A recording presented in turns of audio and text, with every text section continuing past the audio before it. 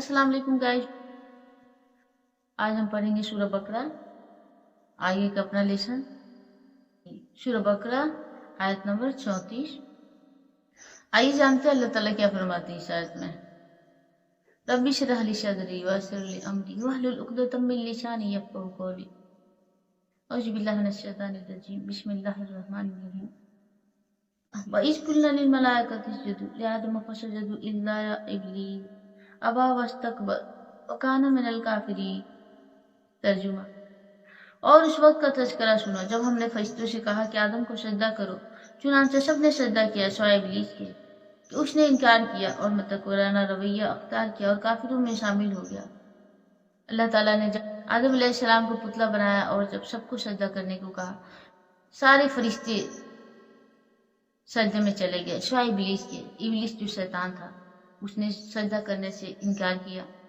वहीं पर अल्लाह ताला फरमाते हैं इस आयत में, और उस वक्त का तज़किरा सुनो जब हमने फरिश्तों से कहा कि आदम को सजदा करो, चुनांचे सबने सजदा किया सिवाय इब्लीस के कि उसने इनकार किया और मुतकब्बिराना रवैया अख्तियार किया और काफिरों में शामिल हो गया। इब्लीस ने सजदा करने से इनकार किया और काफिरों में शामिल हो गया। अल्लाह ताला को तकब्बुर बहुत नापसंद है।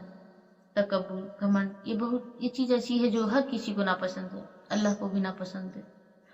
अल्लाह ताला को इब्लीस का तकब्बुर करना बहुत ही नापसंद आया, बहुत सख्त नापसंद आया। अल्लाह ताला के हुक्म को इब्लीस ने इनकार किया, इसलिए वो काफिरों में हो गया। तफसीर। फरिश्तों के सामने आदम अलैहिस्सलाम की उजमत का अलमी मुजाहरा और उनका इम्तहान लेने के लिए उन्हें आदम अलैहिस्सलाम को सजदा करने का हुक्म दिया गया। यह सजदा इबादत का नहीं, ताजीम का सजदा था जो बाज पिछली शरीयतों में जायज था। बाद में ताजीम के लिए भी अल्लाह ताला के सिवा किसी और को सजदा करने की शक्ति से मामनत कर दी गई ताकि शिरक का कोई शाबा भी पैदा ना हो।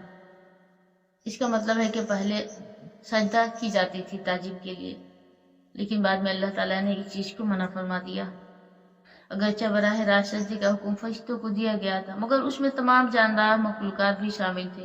लिहाजा इब्लीस जो जिन्नात में से था उस पर भी उस हुक्म की तालीम लाजिम थी। लेकिन जैसा कि खुद कुरान करीम ने दूसरी जगह बयान फरमाया है, वो अल्लाह ताला से कहने लगा कि मुझे तूने आग से पैदा किया है और आदम को मिट्टी से, इसलिए मैं उससे अफजल हूँ, मैं उसे क्यों सजदा करूँ। मतलब कि इब्लीस ने कहा कि आदम को तूने मिट्टी से पैदा किया है और मुझे आग से पैदा किया है, तो मैं आदम से अफजल मैं हूँ, इसलिए मैं उसे क्यों सजदा करूं जिसको तूने मिट्टी से बनाया, मैं तो आग का बना हुआ हूँ। तो इब्लीस ने यहाँ पे थोड़ा घमंड किया और सजदा करने से इनकार किया। इस वाक़े से दो सबक मिलते हैं। एक ये कि अपने आप को बचाते खुद दूसरों से बड़ा समझना और अपनी बड़ाई बखाना कितना बड़ा गुनाह है। यहाँ पे ये पता चलता है कि हमें कभी भी किसी से भी खुद को बड़ा नहीं समझना चाहिए, खुद और दूसरों को कभी भी छोटा नहीं समझना चाहिए, और ये गुनाह की भी बात है। और दूसरा सबक ये है कि जब अल्लाह ताला की तरफ से कोई वाजह हुक्म आ जाए तो बंदे का काम ये है कि उस हुक्म को दिल व जान से बचा लाए, चाहे उसकी हुकूमत और फायदा समझ में आए या ना आए। यहाँ पे हमें ये पता चलता है कि अल्लाह ताला की जो भी हुक्म हमारे लिए आई है कुरान मजीद में, हमें भी उसको फॉलो करना चाहिए, चाहे उसकी समझ हमें आए या ना आए। लेकिन अल्लाह ताला का जो हुक्म है, इस बात की भी अल्लाह ताला हुक्म देते हैं कुरान के जरिए या फिर रसूलुल्लाह सल्लल्लाहु अलैहि वसल्लम के जरिए, उस चीज पे हमें जरूर अमल करना चाहिए, उस चीज को हमें पकड़ लेना चाहिए।